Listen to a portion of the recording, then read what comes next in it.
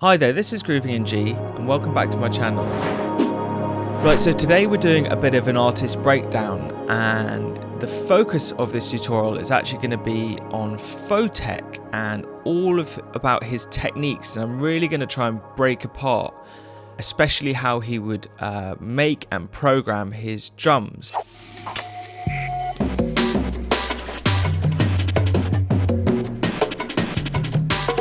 Now, I know Stranger has a video on this topic already, so I'm going to try to not repeat anything he says. I think he's done a really great job of recreating Photek's style, but I actually wanted to get a little bit deeper into some of the technique.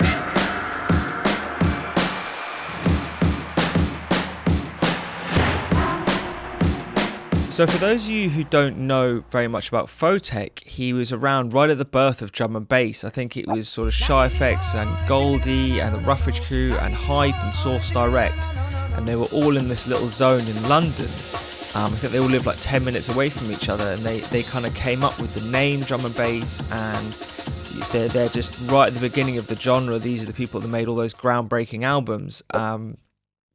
Ronnie Size had New Forms, Goldie obviously had Timeless, and then Photek had Modus Operandi, and then he had another one called Form and Function, I think, which came out in 1998. So these albums were all instrumental in the beginnings of drum and bass, and I think it's really interesting to go back and just study some of the techniques and the practices they were using back in the day. So I'm not going to ramble on too much about the history, but I will point you in the direction of some of Photek's favourite songs in my eyes, and one of his older songs, actually under his alias called Aquarius, was this song Aquatic, and I think there's this other song on the B-side called the Dolphin Tune, maybe the Dolphin Tune's on the A-side. Anyway, they're kind of a bit more LTJ Bookham style, rolling, sort of liquidy, old school jungle drum and bass tracks, and I think that's a really epic EP, and I didn't even know that was by Photek until I started looking into this tutorial. And then another one on Forms and Function is called Rings Around Saturn, and that has some really great drum programming, and it's just a really epic song. I think it really demonstrates his technique as a producer and his skill. And then one other song that I think is amazing, if you want a good song to sort of reference your drums with and a really good amen track, then this track by Source Direct called Secret Liaison has also some amazing drum programming, and it's a really good track to reference against. The mix is quite mental and it's definitely quite rough, but I think the drums are just amazing. So those are some good bits of reference material for you. Whether you like his music or not, you can quite clearly see his genius as a producer and as a pioneer of drum and bass, and especially with his drum programming. I think I've read in an interview that he takes a minimum of 5 weeks to make tracks, and when you think that sometimes the drums, you think he would spend 70 or 80% on the drums because they're the most prominent feature in the tracks, and you get a real idea of how much time, how painstaking the process would be to get these tracks out. And you know, people nowadays, they seem to finish tracks in sort of 10 hours, and when you think Photek's taking a minimum of 5 weeks, you get an idea of just how long it took back in the day with the equipment, but also how detailed he was with his work. So I've been digging around a lot for this tutorial, and I just want to mention a few shout outs to Fanu and Paradox, who also has amazing drums, and Fracture and Neptune. They all have got stuff on Dogs on Acid and interviews and comments that I've been reading and researching, so all those people have been really helpful into making this tutorial. Now, before we get into all the nitty-gritty of programming and breaking this thing down, I just firstly want to talk about some of the samples that he was using.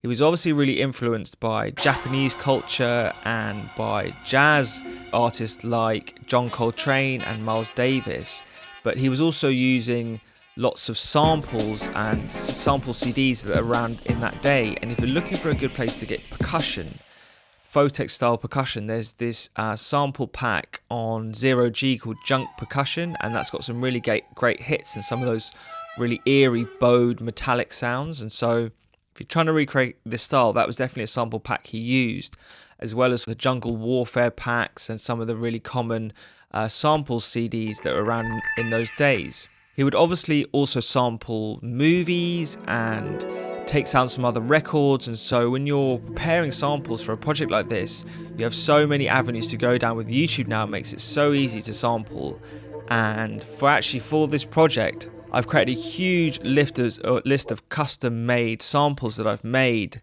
and we'll start to delve into this in a bit, but I've made a massive sample pack all with Photek style samples in mind, and I've processed them with that sort of vintage sound. But I've also gone and done some record sampling off TrackLib and just going through these old CDs and finding loads of sounds that I think are appropriate for this genre. And anything I will make available for free, of course I will. So I think I'm going to do a free pack, and then I'm also, I've got my pack up on my website. It's going to be very reasonably priced, even though I've put a lot of work into it. I think I want to make it accessible for people who want to sort of follow along to this tutorial. One thing that's important to mention is that a lot of this gritty old school sound comes from the hardware that they were using back in the day. Now, Photek, if I was going to mention the most important bits of equipment he was using, he had an EMU64 and an EMU4, they're both hardware samplers, and then he used a Mackie mixing desk, and he used Cubase 3, which was actually, back in those days, it was just handling the MIDI. It wasn't like a DAW we know nowadays, which does all the audio, it was just a MIDI sequencing device. But actually all those bits of hardware will give certain characteristics to the sound. With the mixing desk, it was a very common practice for them to drive the signals hard into the red and to get clipping and saturation by overdriving those mixers.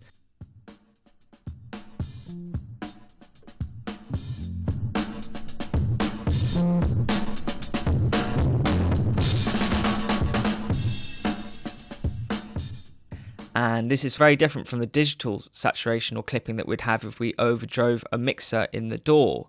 But we can emulate this with plugins, and we'll get into that in a second. But also on the EMU samplers, you could drive the filters. You get certain characteristics from the analog to digital converters as well. When you sample into them, this will imprint a certain sound on them. When you're resampling in the sampler, I think that's going to give you more characteristics. And also when you're pitching stuff around, that's also going to change the character and give the way the sampler pitches stuff is also unique to that sampler. So there's so many things, and I've probably missed more out there, but there'll be so many things that will give his music that character, and a lot of it is to do with the equipment he was using. But we can emulate some of this in the DAW. Anyway, let's jump into this and just get started on this tutorial and start breaking things down.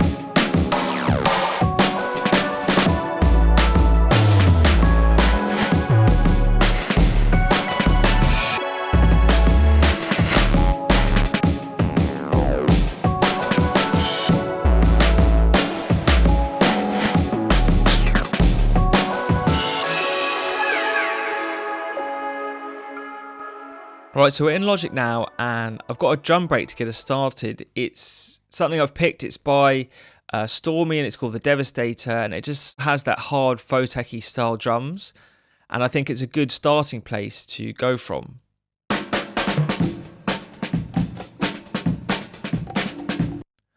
Now, one thing that I think is very important when picking a drum break for DnB is also obviously the tone and the character of the drums, and having some clean hits that you think you can use.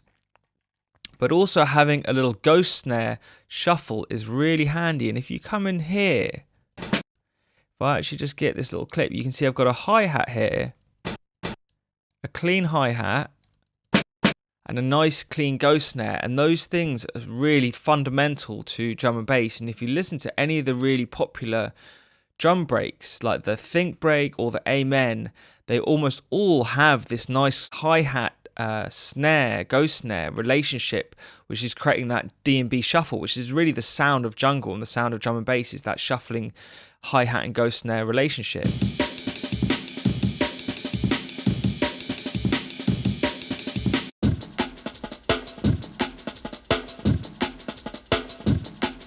And just having these hits in your drum break from the start can really help you later on, as you don't have to go and recreate them by dragging one shots in or whatever it is. You've already got these ingredients in your drum break from the beginning.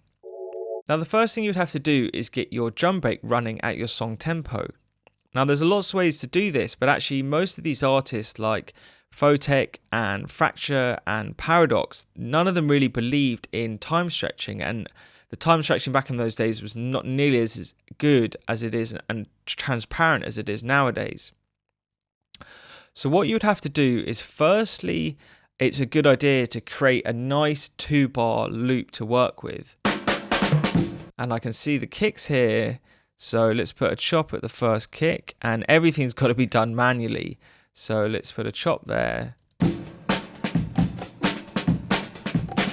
Cool, and then I can actually delete this, but I think what I will say at this point is I'm going to use some of the elements from some of these extra kicks and snares are actually really useful for having different tones to your snares to use later on. So try and save, if you have a roll at the start or some other clean hits, it's quite useful to save that information.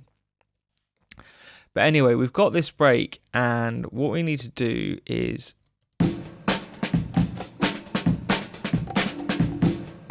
and in Logic, the hotkey Command U will actually just cycle the region exactly, whereas if you just press U, it will just do it to the nearest bar.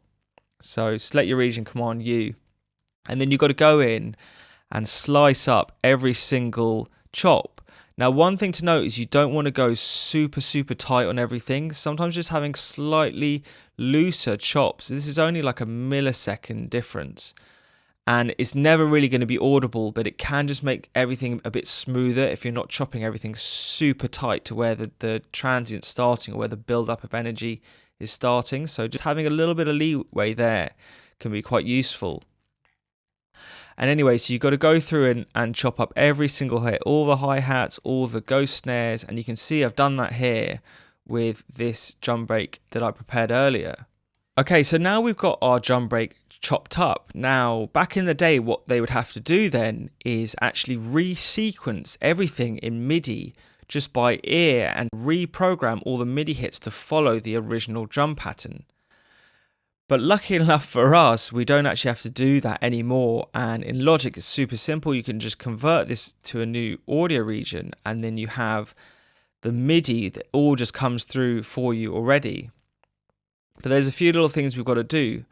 So the first thing to do actually is to select this last region of audio. You see it's giving me this MIDI to the nearest bar, but I don't actually want that. So what I want to do is use the hotkey and it's Control Shift and down.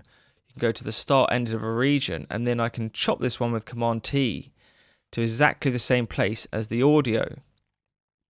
Now why this is really useful is because then I can then select a 2-bar passage, which is how long this drum break is, and I can just use the hotkey Command Alt L and warp it to fit exactly in this 2-bar region. And now what will happen is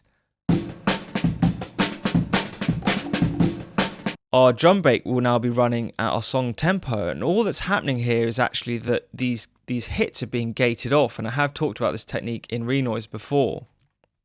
But one thing to note in Logic, which is just a bit annoying, I don't know how to turn this off, is if you come into the sampler and you go view, you go to zones and you go view zone list sample, you can see that it automatically applies fades to every hit here at the start and the end, and I don't think you actually want these. It makes it a little bit more choppy for me. Definitely on some samples you do, but on drums you don't.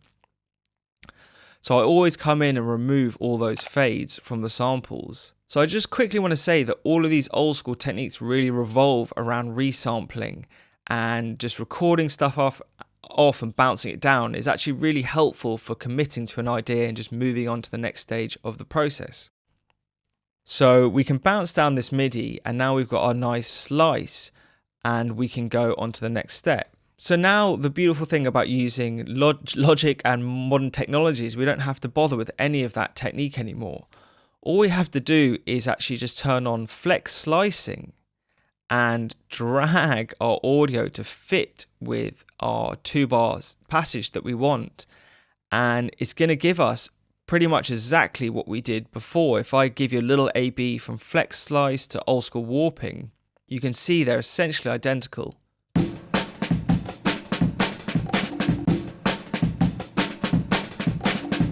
Okay, so I'm just jumping back here when I'm doing this edit, and I think this point is worth making.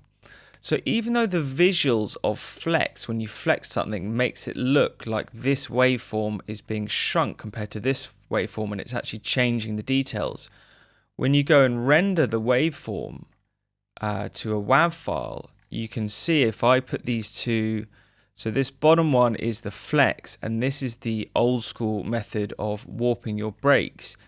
You can see that actually if I line them up a bit better, the waveforms are almost identical and nothing's really being affected in this flex edit.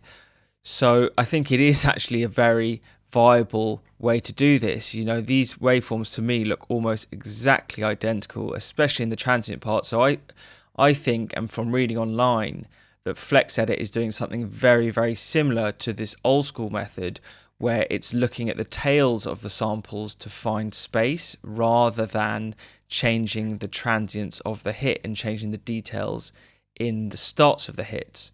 So I think that should be in this video just to clear that up for anyone who is wondering. Okay, so now we're at the stage where we can start breaking this drum break down a little bit and layering it and just making it better in any way we sort of can, and anything it's lacking we can put in there. Now the first thing to do is look for any nasty resonances, and definitely in this kick drum I've done an EQ here and I've just found a couple of really horrible sounds. If I play it with and without, just finding nasty sounds and cleaning them up a bit is sort of one of the first steps you should really go for. And then what I've also done with all of these drums, and I have this emulation here, is I have tried to recreate the sound of overdriving a mixing desk. Now there's this product from Air Windows, which is sort of a Mackie emulation plugin, which is hopefully going to simulate exactly what Photek was doing when he was overdriving his Mackie mixing desk. So the real idea of hitting a mixing desk or clipping a sample is actually to soften some of the peaky transients and just add a little bit of saturation and sort of bite to the samples. And if I just go through a couple of presets, you'll be able to see what it's actually doing to the waveform.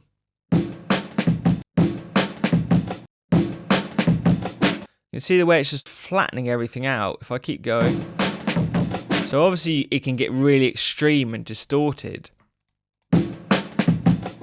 So you can quite clearly see this nice fishbone shape I've actually got in these drums, but when I hit it with this clipping, it's really flattening everything out and just compressing it and giving it saturation.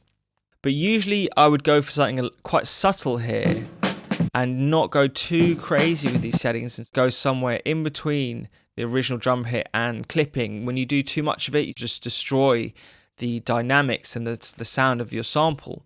So I've gone and added a little bit of that desk saturation sound and clipping to this drum break, and I've actually done this with the Saxon channel, which is a sort of another channel strip emulation, and I'm just pulling the gain down after I've added it with this channel. And I like the sound of it, but the one thing I did notice, especially this snare noise, it's just a bit weak. It doesn't really have any low end punch to it, and with snares like 200 Hz or 400 Hz, you get quite a lot of good punchy low end warmth to a snare in that region, and I don't think this snare drum has enough of that. So what I've gone and done is actually found a snare which does have that low end character to it. And actually people always say to layer your drums in audio, and I do agree that it's much easier to apply fades and to nudge stuff around and get the phase right, which is really important when you're doing your drums. But I will quite often use MIDI just to find the right drum in the first place, because it's so much easier to cycle through MIDI samples to find something that has the right tone or the character that you need, rather than just dragging in loads of audio clips. So here I've actually used Break Tweaker, and I've just been cycling through some hip hop snares to find something that I think will sound good and will fit with the snare that I already have. Now, another really important thing to remember when you're layering drums is actually to tune them together. And this isn't actually that complicated. I use this plugin called Span, and everyone should really know about this. It's a really great free spectrum analyzer. And What I'm looking for is this peak of the fundamental frequency of the snare, and I can see that this is hitting on a G, which I can see up here, and you're really looking at the middle or the highest point of the wave where it starts to slope over. And I think quite luckily with this other drum hit, this is also, if I come in here, it's also sort of hitting a G. So I don't really need to do too much tuning there because they're already hitting at the same fundamental frequency. So when I put them together, I've just got a much nicer, bigger hit. Doing drum layering, it's always a bit of a mad science, and there's no real perfect way to do it. I think a lot of it is just about trial and error and throwing paint at the wall and seeing what sticks. But one other thing I will talk about is layering a snare with white noise, and it's a very common trick, but Shaperbox makes this so easy, and it just brings out the brightness of your snare drum a little bit more. You could turn the high end up with an EQ, but sometimes adding a little bit of white noise to the drum, to your snare drum, can help bring out its character, make it a little bit brighter in the mix. Nice. So what I've also done is taken some of those extra snares that we had before, and I've also put them through the same chain just so everything sounds cohesive later on, because I know I'm going to want those snares when I get to my project. A good way to actually bounce this stuff down in Logic, so you have two options when you want to bounce a drum bus really.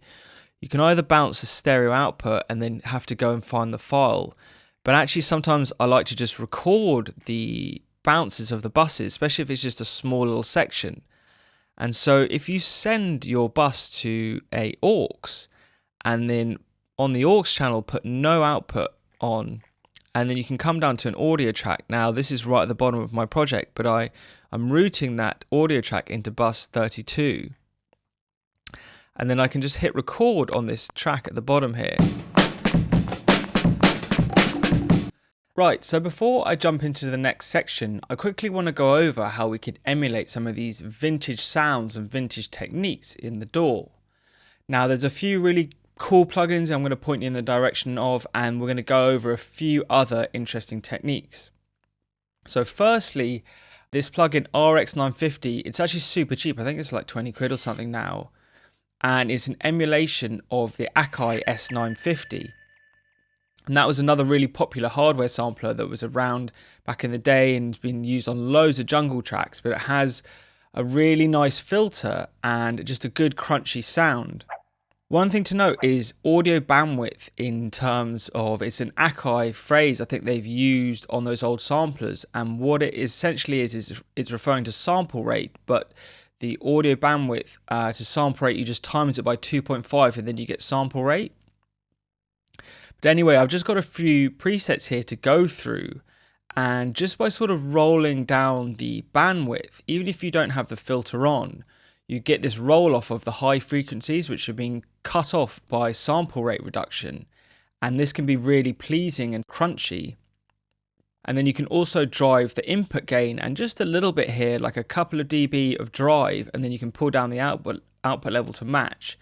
Can give you a really satisfying, nice old school crunchy sound. And it might not be a perfect emulation, but it definitely saves you the hassle and the expense of going and purchasing a Akai S950.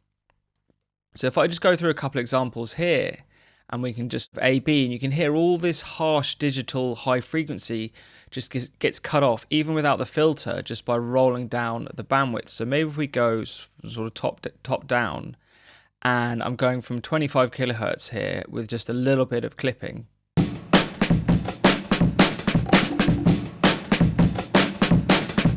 Everything just becomes a lot more rounded, and you have none of that harsh digital brightness. Now if you pull in the filter, and generally I'm finding really nice sounds around 60 somewhere, it sort of resonates with this bandwidth, and you can create more pleasing harmonics and saturation. That's a bit too much at 50, but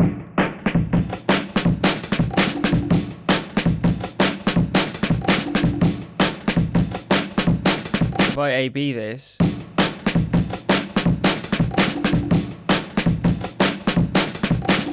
It's like, it's one of those psychoacoustic tricks. By pulling out more top end, you actually seem to boost the lower end. And I believe this filter probably has a little bit of resonance in it as well, a resonant bump at the filter cutoff. So you're also bringing up some frequencies a little bit. Anyway, playing with the filters and the bandwidth here and the input gain can definitely give you a good emulation of that crunchy old school sound. So another really great plugin I want to show you is by D16, and it's called Decimort 2. And this plugin is supposed to emulate some of the AD-DA conversions in the analog inputs of these vintage hardware samplers. And what you can do is drive the preamp, and I guess in some ways that's like clipping or driving a really hot signal into the analog inputs of these old samplers. And actually, I'll just mess with a preset a bit to get a nice sound. And what I actually want to show you is that on the old EMU 6400, which is what Photek was using, there was actually a sample rate conversion effect where you could lower the sample rate, and people would often lower the sample rates as an effect to get a more crunchy lo-fi sound. And we can do that in Decimort, but because of this sort of image filter, especially this image filter after, we can remove some of the harsh aliasing noise. And I'll show you now. If I start to pull in this resampler,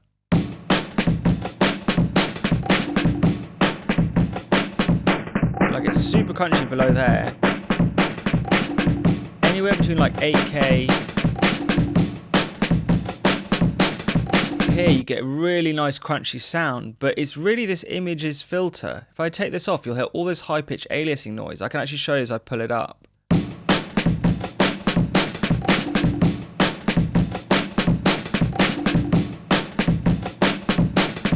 So you can kind of use these two in conjuncture to control some of that horrible, harsh, high-pitched. It sounds too digital actually, and if you want that crunchy vintage sound, you don't want too much of that high digital stuff. So by messing with this sample reduction and this frequency shifter,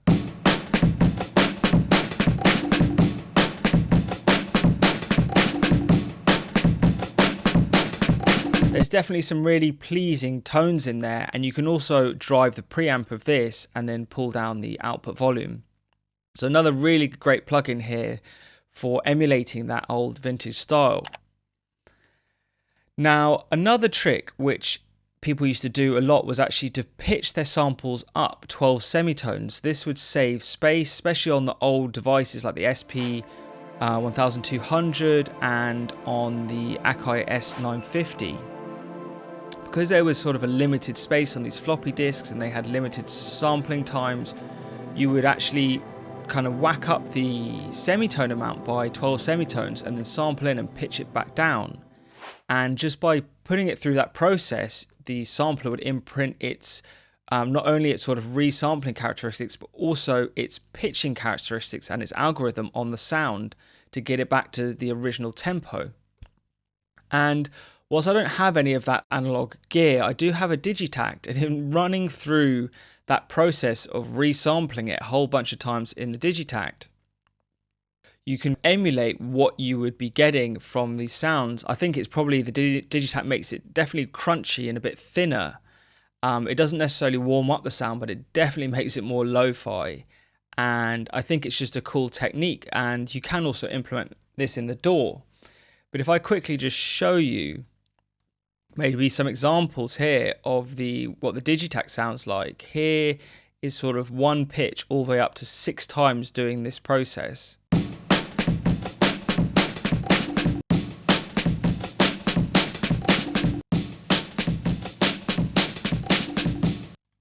So it's thinning it out, and it makes it just sound super lo-fi and wacky, but it's a cool technique. Maybe just running it through that once or twice does actually add a little bit to your sound, and it seems to just change the character of the drums a little bit.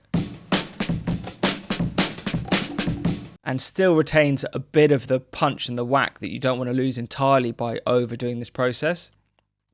But anyway, you can actually do this in the DAW, and I just want to quickly show you how you would go about doing this. So what I've actually done is taken the original sample and just dragged it into quick sampler like this, and then pitched up quick sampler by 12 semitones, so just put the note an octave higher, and then I've bounced that down, pulled that audio into another sampler, the sped up audio, and then you go and pitch it back down, and then you kind of get one revolution of that technique. So if I mute this one. Anyway, so in Logic, I just think I did this twice, and if I go and actually take the one I've done twice from the Digitac, there, then we can compare. So here I've got the Digitac one, I've done 2 revolutions of that technique, then the one I've done in the DAW, and then the original sample we're here at the end, and I'll just loop this quickly for you so you can hear the difference in how these are all going to sound.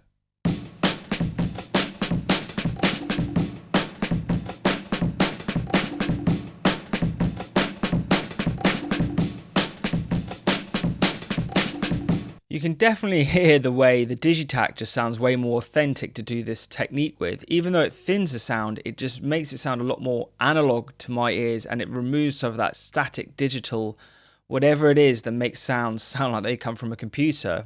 Doing this technique in the Digitac seems to take some of that away, but it definitely thins out the bass in the sound, so it's a bit of a compromise there. Another thing that you had in the EMU was these ZPlane filters, and they're these really famous morphing filters that everyone goes on about for creating cool resampled bass noises. But it was also a very common technique to drive into these filters and create filter distortion like that. And in Logic, you have got, if I go into the quick sampler, you've got drive in this sampler. But to get a little bit more of an authentic vintage sounding drive, I've actually gone to Filter Freak. And in Filter Freak, you can drive the input of a couple of different algorithms. If you open this tweak thing, you can see there's a few different algorithms here, and they sound really great. The clean, the fat, and I think the dirt all sound really wicked for doing this sort of filter driving, a bit more authentic old school filter driving.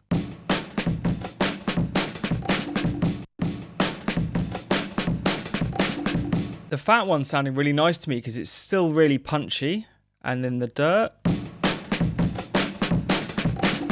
and that's nice and gritty. So you can really combine all of these things, or just a few of them, to try and get to that sound that you're looking for with your drums. It's really just about experimenting, and certain drum breaks will respond to different sorts of processing, but I just want to show you a few examples of what you can get up to emulate these old styles. Okay, so I rendered all that stuff out, and now I'm going to quantize my break. The sort of best practice here, I think, is to do a mix between hard quantizing your kicks and snares and then leaving all the nice shuffly ghost note stuff, leaving that all as natural as possible. I can snap all my kicks and snares to the grid nice and tight, but it's just going to nudge all the shuffly bits along.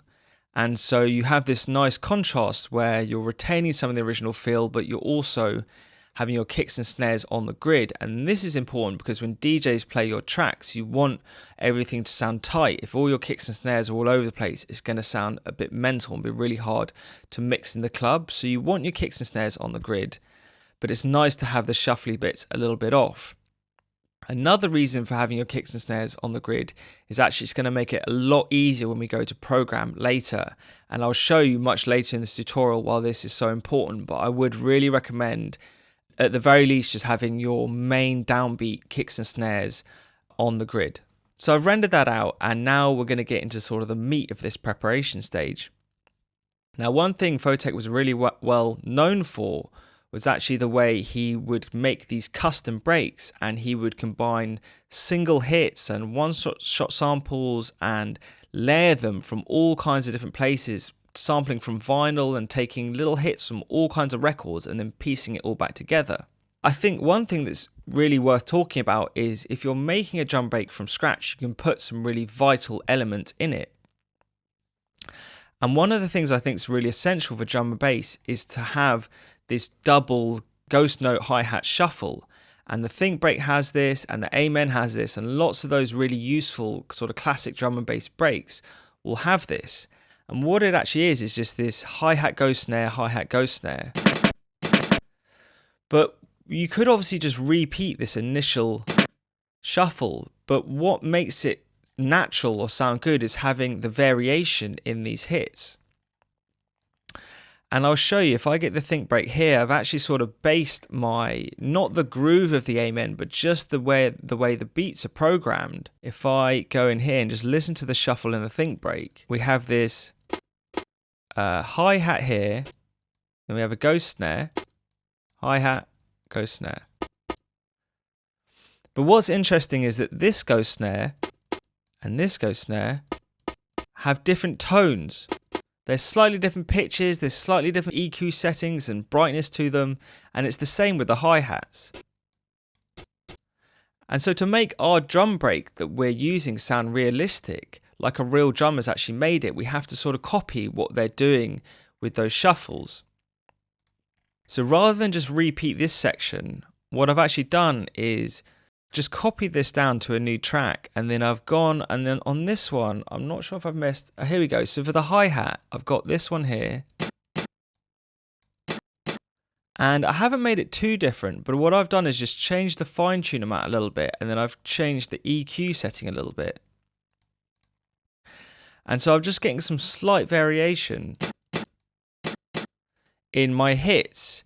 And I've actually done the same kind of thing for this ghost snare. Here's the ghost snare from the original break. And I've just changed it. I've made it a little bit darker. And if I go and look at this EQ, I've just given it a bit of a knock in this region. I just found some pleasant frequencies and gave it a bit of resonance. And just to give you this different sound, and it just makes it sound way more authentic. Cool.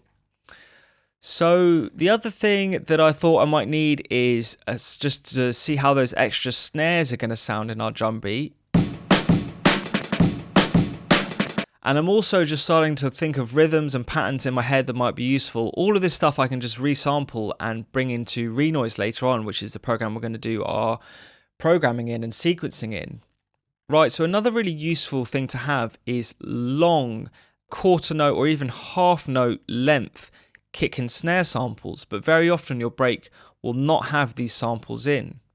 So one thing we can do to actually extend the length of our breaks is to use ping pong loops or reverse samples, and you can do this in samplers just by using the ping pong looping function that lots of them will have, but doing this manually in Logic you can get a really clean and precise result. And I've taken the end of this snare and copied it down and then using fades.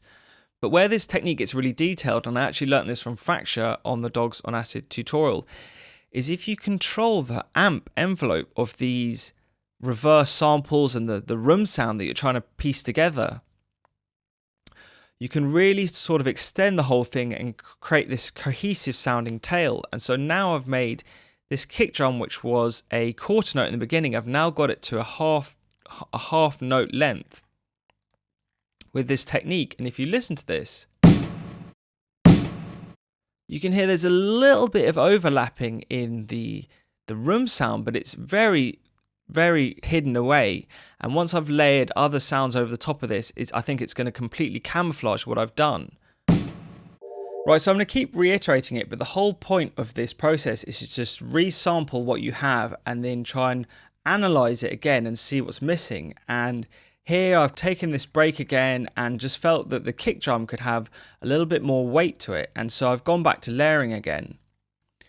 Now the layering process for a kick drum is actually very similar to what you would do for a snare drum or really any other of your hits. It's about tuning and controlling the decay and really EQing to make sounds fit together, and obviously phase adjusting so the sounds will sit nicely together. So with this kick I have gone and I would have gone and got span up again and just had a look at where this kick is hitting, and I can quite clearly see we're sort of at an F here, and so I would have gone and tried to match this subtone, which is just a 909 bass drum, to an F. And I think I've actually gone and pitched this up maybe, yeah, I've pitched this up 8 semitones to get it to work there.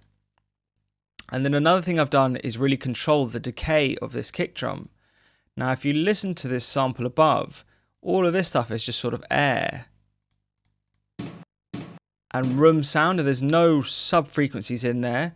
So I really just want to be copying this part where the real kick is and just putting a bit of low energy underneath it. And if you look on a spectrum analyzer, what I've really done is here's my sort of original kick, but I've gone and put in another layer, a harmonic down, a whole octave down below. I've got like a sub layer in the kick now just to give it a bit more weight.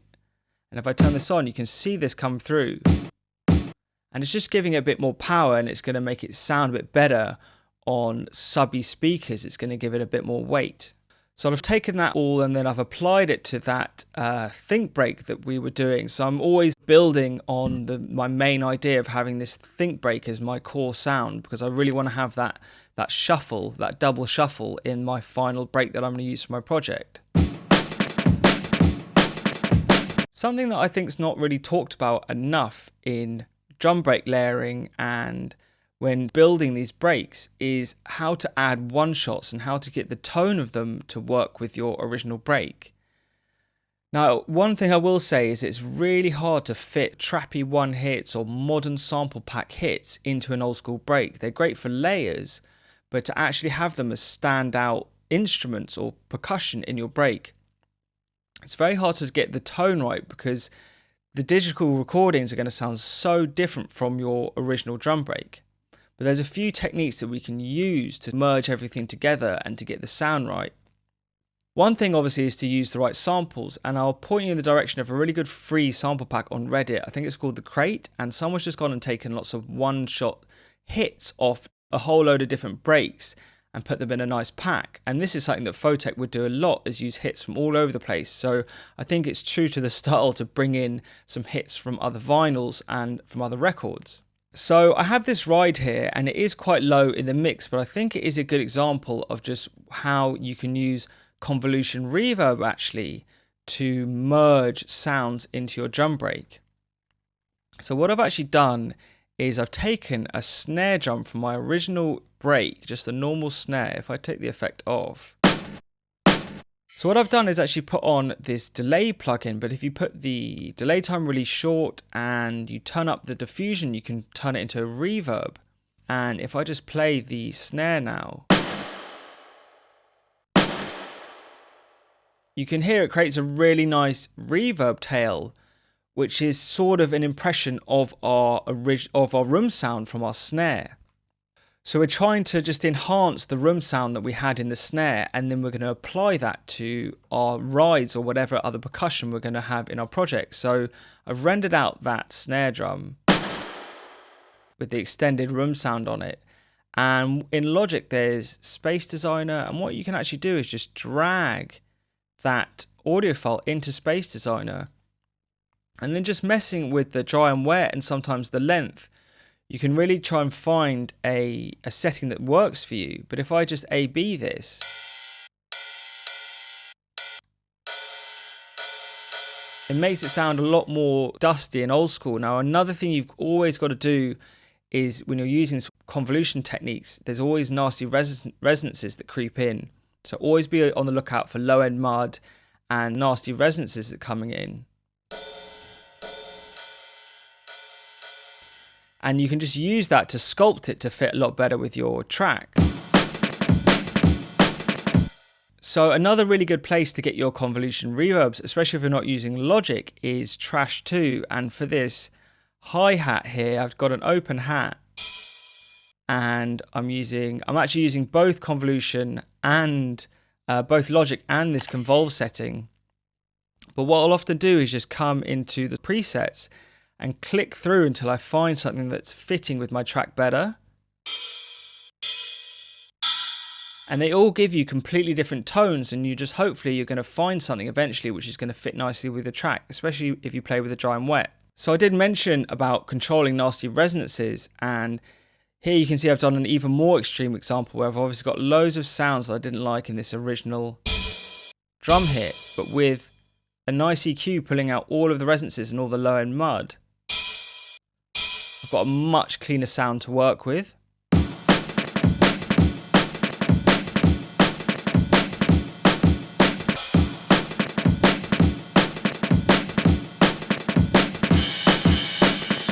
So the next thing I've done is actually I've extracted all the snare layers that I've made throughout this song. I've got a couple that I've made using some mono reverbs earlier, and then I've got those few extra snares that I had. So I've just put these all on one track, and if you listen to any of Photek's songs, he's almost using a different snare on every hit, or just a slightly different tone, or there's a different layer. And that's what makes his music so complex and authentic, as it's like a real drummer when every hit is a little bit different.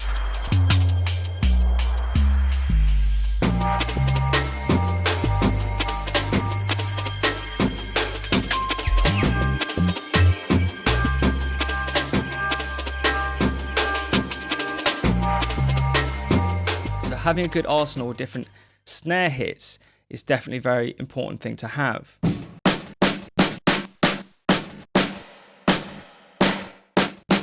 Okay, on to the next thing. Because I put all that effort into extracting all the snare drums out and organising them nicely, I thought, why don't I just go and apply loads of effects and create even more snare effects using reverbs. And I've done some stuff with trash here, some distortion, and then some more of that diffusion reverb stuff, and just created loads more snare variations because I know I'm going to want them later on.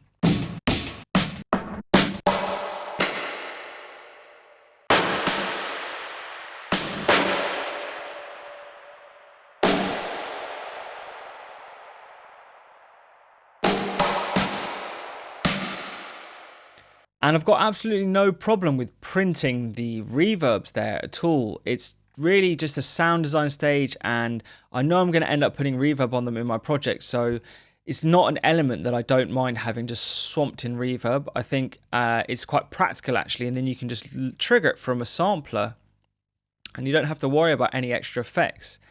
And this is sort of common and part of this resampling technique, which is at the core of this project. And emulating the old style is just committing and printing almost everything you're doing to a single audio track. Throughout all these processes of saturating and distorting your drums and layering them, you almost always end up sort of rolling a bit of the transient off of the signals and making them a bit flat and losing a bit of punch. And Native Instruments have a really easy plugin called Transient Master, and it's basically a transient shaper that goes into a limiter, so you can drive the transient into a limiter. And actually just adding somewhere quite light, you know, I'm rarely going above 20 or 30 here max, but somewhere between 10 and 20 is usually a good place to start, and you can just bring a lot of the character and the punch to the transients back to your signals and to your drum break.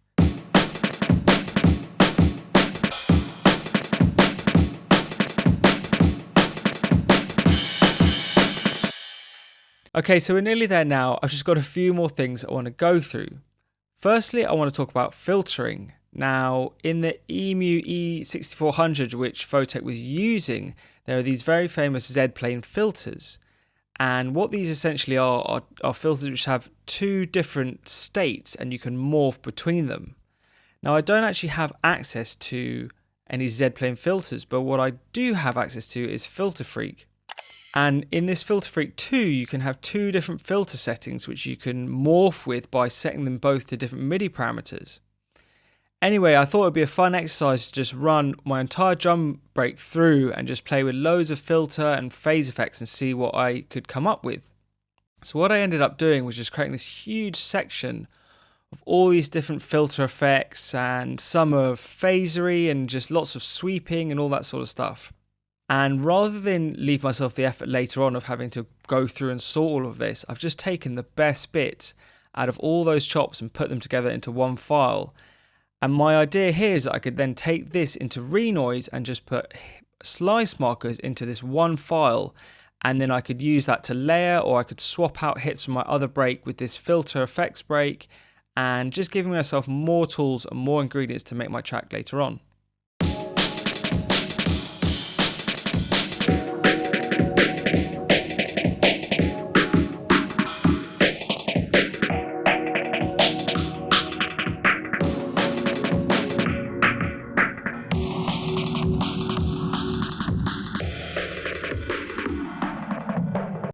And then finally, one thing I do also want to talk about is that in almost all of Photek's tracks, not only is he building these custom drum breaks and he's using layering when he's building these breaks, but he's also layering other drum breaks on top of his original break as the track progresses. And sometimes there's this interchange between multiple breaks, or sometimes he's building on top of a core idea with other layers, as well as all the percussion and extra other things that he's adding.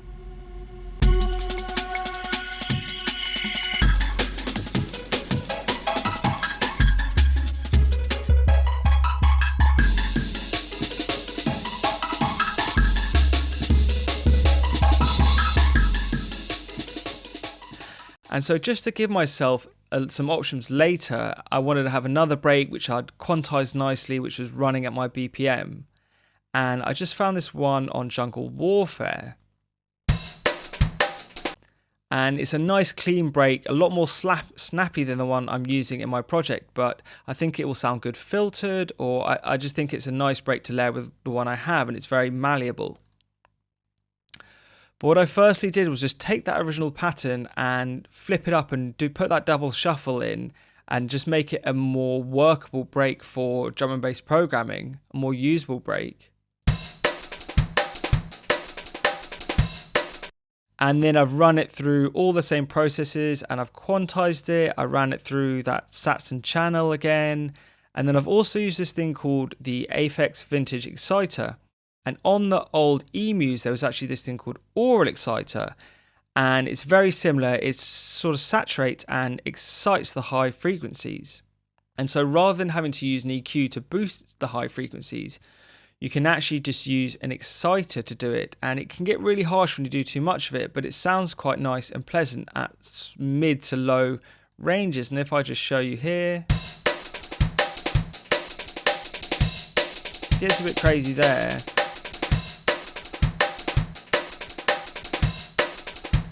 But you just sort of bring up a bit of the brightness. And this is another thing, when you're using sample rate reduction and filters and all those things, you're almost always rolling or taking away high frequencies. And sometimes exciting them back up can just give a little bit of life and a bit of brightness back to your drums. And so that's basically it. And I've been left with this final break and I've exported that back to Logic. So let's just quickly jump into Renoise, and I just want to briefly show you about Photek's break slicing technique. Cool, so we're in Renoise and I've got my break here which I've processed and I've done all the work to nicely in mono.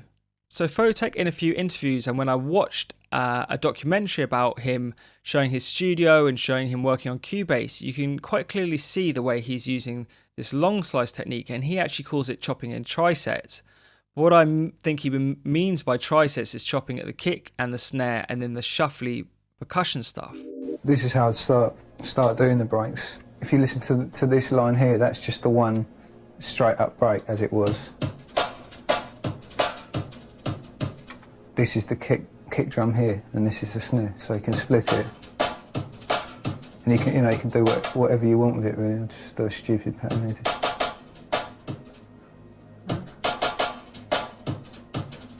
So that's the main sort of jungle technique of making the drums. So what it essentially is the mono long slice technique, which I have talked about before, where you put slices in at all the main hits. So this is my kick, my snare, and then I'm going to put one at my main shuffle, and I could put one at the next shuffle, but I'm actually just going to go to another kick and a snare, and then the shuffle at the end. But there's a few settings in Renoise you've got to change. So firstly, we're going to want to put on this mono button here, and that's going to mean that only one note can trigger at a time. And secondly, when I trigger slices at the moment, they're getting cut off by the next slice marker. But if I take this button off, they're going to play to the end of the whole passage. So all the slices are going to play through one another. And then the final thing, and this is really about if you want to live jam and record yourself playing with your keyboard, is you can put on this one-shot mode, and that's just going to mean that you can re-trigger and you just have to press the note once and just hit it at one time, and then it will trigger for the whole length of the sample. Nice. One thing I do want to show you, and I think it's quite important to talk about, is because we've quantized our kicks and snares, they're always going to align perfectly on the grid in Renoise. but we didn't align our shuffle. And we have a few options. So if I just let this play now, you can hear the shuffles working perfectly. But if I go and put in and trigger the shuffle on the grid, you can hear it's suddenly gone out of time and out of whack. So we have two options. We can either come in here and figure out the delay values for this shuffle and start delaying it around and listening to it. Still not quite right there. Maybe go 2A. Not quite right. 3-0. Closer. So that's nearly got it bang on. But it does take a bit of figuring out, and then you've got to remember to copy that value whenever you put your shuffle hit in. But maybe a slightly easier approach is to actually go and offset the hits, and you can do this manually by eye, by figuring out where they are and listening to it. And you can get a good bit of accuracy this way just by repeating it and nudging around the slice marker. But if you want to be exactly sure where the hit is, you can actually use my SSX command sheet to figure it out. And I made this for a previous tutorial. But what we can see here is how all these SSX commands, how they're going to relate to a 4-bar slice and specific note values. And I can just see very quickly that 0, 10, 20, 30, etc. are going to be values of a quarter note or a half note. And if I just come in here, I can look where this slice is and I can see that 60 would be exactly where I'd want this slice to be to make it perfectly quantize. Yeah, maybe it's in here, isn't it? Yeah. So now I can just copy where that actual hit was to my other break, and I can get everything rolling out around perfectly. Now there is a bit of a fiddly workflow, but the real thing I wanted to prove there was that actually moving around slice markers to get the swing right and to compensate for any natural swing in your drum hits is sometimes a lot easier than having to delay or nudge the offset around for specific notes and specific hits.